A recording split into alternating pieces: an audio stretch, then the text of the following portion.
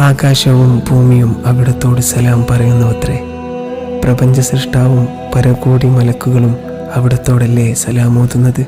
സമാധാനം തേടി അലയുകയാണ് നബിയെ, അങ്ങല്ലാതെ ആരാണ് സമാധാന ദൂതൻ?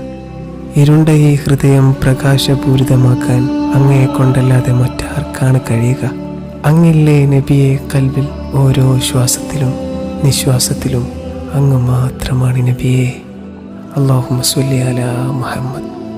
قلبي في المدينة وجد السكينة قال يا نبينا السلام عليك. قلبي في المدينة وجد السكينة محمد نبينا السلام عليك.